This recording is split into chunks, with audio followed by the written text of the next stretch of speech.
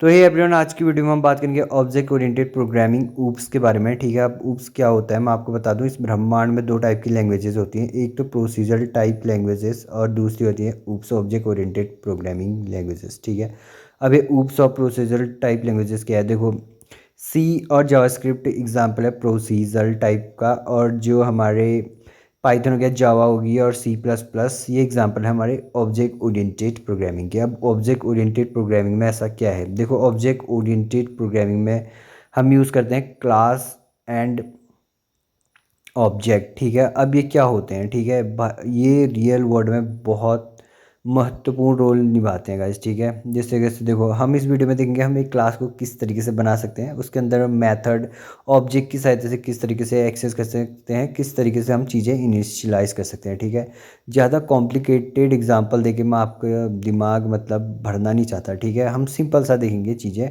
और जैसे आप इस चीज़ में आगे बढ़ते रहोगे, ठीक है, आप आगे तो बढ़ोगे ही। आपके मन पे जब डाउट आएंगे तो आप उनको एक्सप्लोर करोगे, तो वो उस तरीके से आपको सीखना आसान रहेगा। ठीक है, इस वीडियो में मैं आपको सिर्फ क्लास बनाना सिखा दूंगा पाइथन में, मेथड्स कैसे एक्सेस करोगे, वेरिएबल कैसे इनिशियलाइज करोगे, इंस्टेंस कैसे क्रिएट करोगे, ऑब्जेक्ट कैसे क्रिएट करोगे, वो ही देखेंगे हम छोटा मोटा। ठीक है, तो बिना देरी करे प्रोग्राम लिखना चालू करते हैं।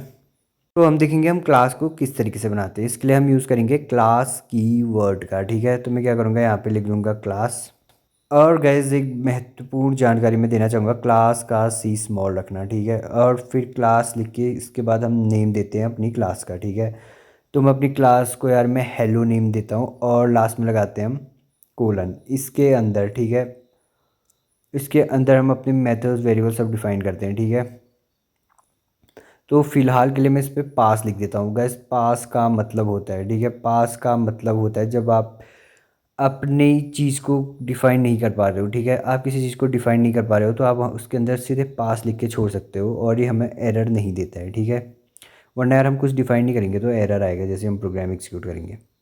मैं यार इसको आपको बताना भूल गया था, बट इसका यही होता है मतलब। ठीक है, पिछली वीडियो में बताना भूल गया था मतलब। अब देखो हम इस क्लास के ऑब्जेक्ट्स बनाएंगे, किस तरीके से हम ऑब्जेक्ट्स बनाएंगे। तो मैं क्या कर देता हूँ, सबसे पहले एक ऑब्जेक्ट बनाऊँगा मैं। तो देखो पहला ऑब्जेक्ट मैं बना रहा हूँ हाई, और इसको बराबर कर दूंगा मैं हेलो। तो ठीक है गाइस, ये हाई मेरे हेलो का ऑब्जेक्ट है, और इसी तरीके से मैं एक और बनाऊंगा ऑब्जेक्ट। ठीक है, और इसके अंदर भी मैं हेलो क्लास को डाल दूंगा। अब देखो मैं इसे प्रिंट कर दूंगा। ठीक है, एक बार मैं हाई को प्रिंट करता हूँ, एक बार मैं प्रिंट करूँगा ही को। ठीक है, ओके मैंने हेलो डाल दिया, बट वो तो ही है। ठीक है, तो मैं इसको हटा के ही करूँगा।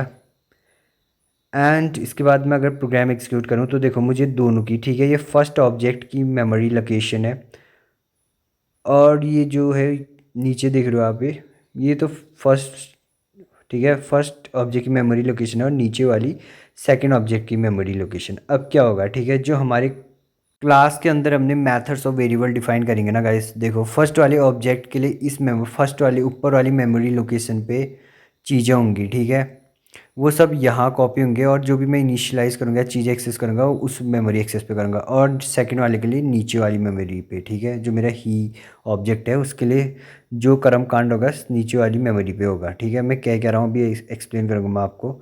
अब मैं क्या करता हूँ, इसके अंदर मैं एक फंक्शन बना देता हूँ। ठीक है, अपने क्लास के अंदर मैं एक फंक्शन बनाऊँगा डेफ। ठीक है, अब ये डेफ क्या करता है,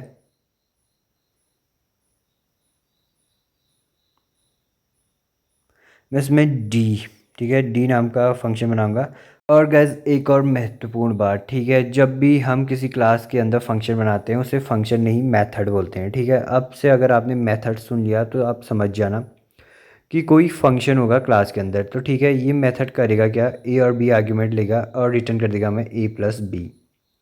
ठीक है, जैसे अब मैं क्या करता हूँ, अब मैं इसको हाई से सबसे पहले हाई से एक्सेस करूँगा, तो ये हाई की मेमोरी में, ठीक है गाइस, हाई की मेमोरी में जो भी था वहाँ कॉल होगा, और वहाँ इस और उस मेमोरी लोकेशन में इस फंक्शन की कार्रवाई होगी। ठीक है, हाई डॉट डी 3,5, ठीक है, इसकी जो मेमोरी लोकेशन थी वहाँ इसके जोड़ों घटाने होंगे, और इसी हाई ही डॉट डी 4,2 इसकी मेमोरी लोकेशन में इसकी कार्रवाई होगी।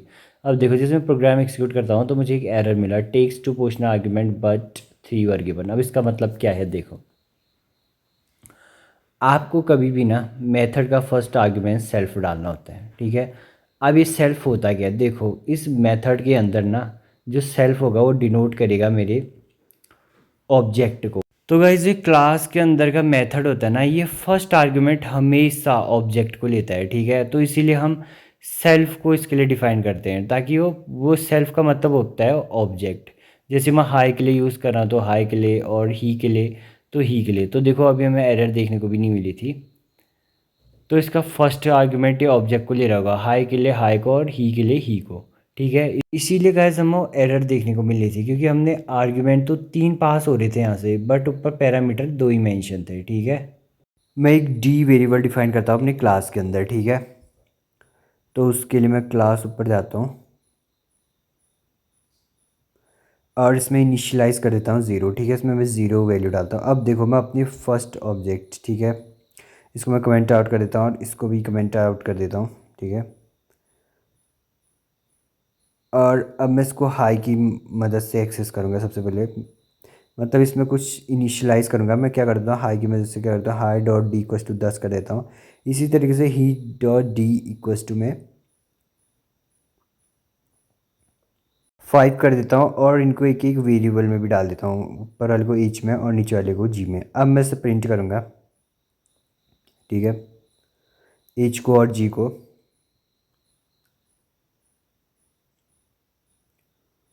प्रिंट जी। अब प्रोग्राम एग्जीक्यूट करूँगा तो देखो 10 और 5 प्रिंट हुआ, ठीक है। तो गैस अब मैं एक चीज़ बता रहा हूँ, ठीक है ना, इस डी में वैसे कोई चेंज नहीं हुआ है, इस क्लास के अंदर जो डी है इसमें कोई चेंज नहीं हुआ है। अब होता क्या है, जब हम कभी भी ऑब्जेक्ट बनाते हैं ना, जिस तरीके से हमने हाई बनाया, ठीक है, इस हाई के अंदर ये मैथड्स और ये वेरिएबल्स कॉपी हो गए होंगे जो ये हेलो के अंदर है, ठीक है। अब इसकी अलग मेमोरी है तो हम इसमें अलग अलग चीज़ें इनिशलाइज कर सकते हैं, ठीक है। तो इससे इम्पैक्ट ऊपर क्लास में नहीं आएगा। इसी तरीके से जो हमने दूसरा ऑब्जेक्ट ही बना रखा है ना, उसका उसके उसमें भी कोई इम्पैक्ट नहीं आने वाला है, ठीक है। क्यों? क्योंकि जो हमारा हाई है उसकी अलग मेमोरी है, उसको अलग मेमोरी लोकेट हुई है। तो हम उसके फंक्शन या उसके वेरिएबल में कुछ भी डिफाइन करें, सिर्फ वो उसकी मेमोरी की बात है, ठीक है। इससे ना ही हमारे अदर ऑब्जेक्ट का कुछ लेना देना है, ना ही क्लास का, ठीक है। अब मैं क्या करता हूँ, आपको दिखाता हूँ मैं क्या रहा हूँ। अगर मैं प्रिंट करूँ ना हेलो, हेलो जो कि मेरी क्लास है, HELLO, हेलो राउंड ब्रेसेस, और इसके अंदर डी करूँ तो देखना 0 ही प्रिंट होगा, ठीक है। देखो 0 प्रिंट हुआ लास्ट में, ऐसा इसीलिए क्योंकि हमारी क्लास की अलग मेमोरी है, और जब मैं इसके ऑब्जेक्ट बनाऊंगा, जितने भी ऑब्जेक्ट बनाऊंगा उसको अलग मेमोरी एलोकेट होगी। अब देखो यार इस चीज़ से हमें क्या फ़ायदा है, मान लो, ठीक है, मान लो आपने एक गेम बनाई, ठीक है, उस गेम में जो एनिमीज़ होंगे उनका फंक्शन सेम ही होगा। एनिमीज़ की हेल्थ होगी और वो कुछ रेट की अटैक करेंगे। तो इसकी सहायता से ये होगा, ठीक है, आप उनके फंक्शन एक क्लास में मेंशन कर दोगे कि उनकी हेल्थ क्या रहेगी, उनके अटैक्स कैसे रहेंगे, और उनको अलग अलग ऑब्जेक्ट असाइन कर दोगे। इससे अगर पहले एनिमी की, ठीक है, पहले एनिमी की अगर हेल्थ कम भी हो जाती है तो इससे हमें दूसरे एनिमीज़ पे कोई फ़र्क भी नहीं पड़ेगा, ठीक है। क्योंकि वो हेल्थ कम होगी, सिर्फ उसकी मेमोरी पे चेंजेस होंगे, ठीक है, बाकी सबकी वैसी रहेगी, उनके अनुसार चलेगी। और इससे ये फ़ायदा है कि हमने चारों, ठीक है, अगर 4 एनिमी है तो चारों एनिमी की के लिए अलग अलग कोड नहीं लिखना पड़ा, हमने उनके लिए एक ही कोड लिखा और उन चारों को अलग अलग मेमोरीज दे दी, ठीक है। इससे हमें कोड भी रिपीट नहीं करना पड़ा और हमारा कोड शॉर्ट भी हो गया, ठीक है। प्रॉपर्टीज सबके लिए सेम ही थी बट मेमोरी अलग अलग दे दी, ये समझो, ठीक है, हल्का फुल्का। वो कह रहे थोड़ा बहुत कॉम्प्लिकेटेड हो गया मुझे लग रहा है, बट कोई बात नहीं यार, तुम्हें आगे को समझ आ जाएगा। बस तुम इतना देखो कि तुमने किस तरीके से इनिशियलाइज़ किया इंस्टेंस, मतलब चीज़ें किस तरीके से डाली और क्या चेंजेस आई क्या नहीं आई, ठीक है। इसके बाद हम देखेंगे किस तरीके से हम एक्सेस कर सकते हैं वैल्यूज़, ठीक है। क्या हम ये वेरिएबल की वैल्यू एक्सेस कर सकते हैं वो देखेंगे। अगर देखो मैं ऑब्जेक्ट से, ठीक है, अभी देखो गाइस, मैंने नीचे इंस्टेंस उसको दिया था बट अभी ऊपर मैं उसे कुछ वैल्यू नहीं दे रहा हूँ, ठीक है। मैं हाई को क्या करता हूँ, एक्सेसिंग वेरिएबल वैल्यू, अगर मैं हाई डॉट डी करूँ और इसको प्रिंट कर दूँ ना, अभी मैं इसको कुछ वैल्यू असाइन नहीं कर रहा, तो ज़ीरो ही प्रिंट होगा। ठीक है, मैं नीचे कमेंट आउट कर देता हूँ।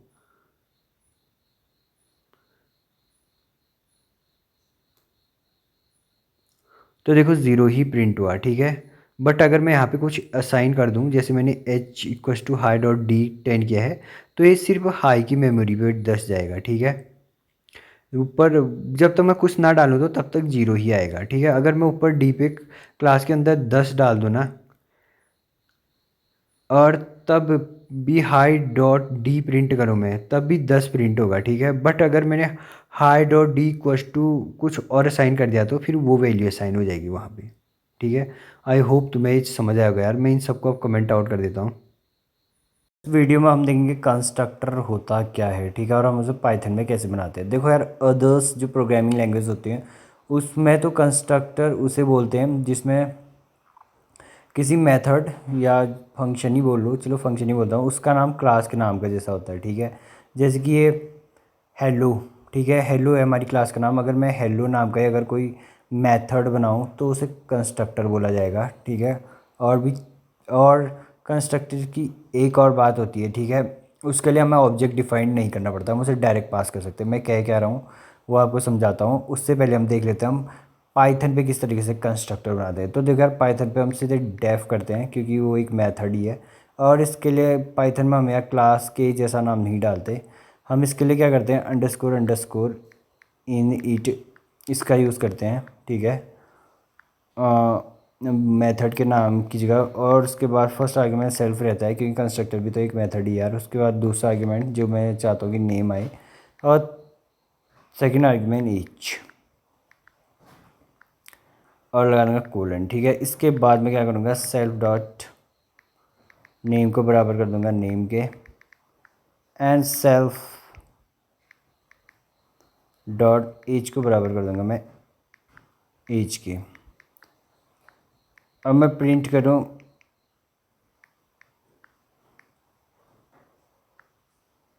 सेल्फ डॉट नेम कॉमा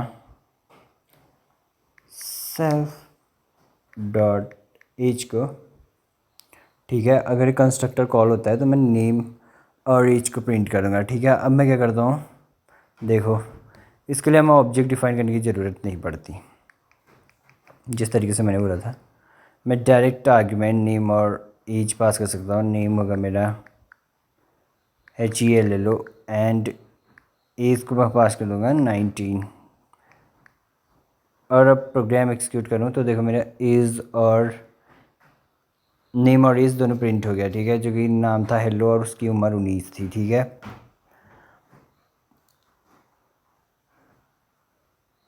अगर मैं इसका ऑब्जेक्ट बना के कैसे एक्सेस कर सकते हैं। ठीक है, मैं अगर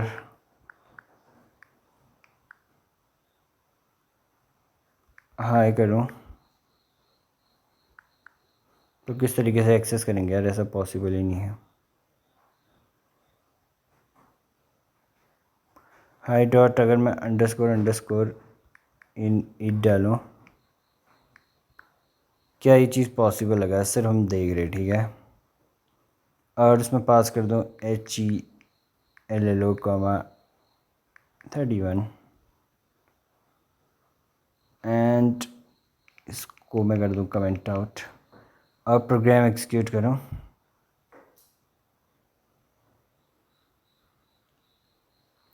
ठीक है, तो देखो ये कह रहा है कि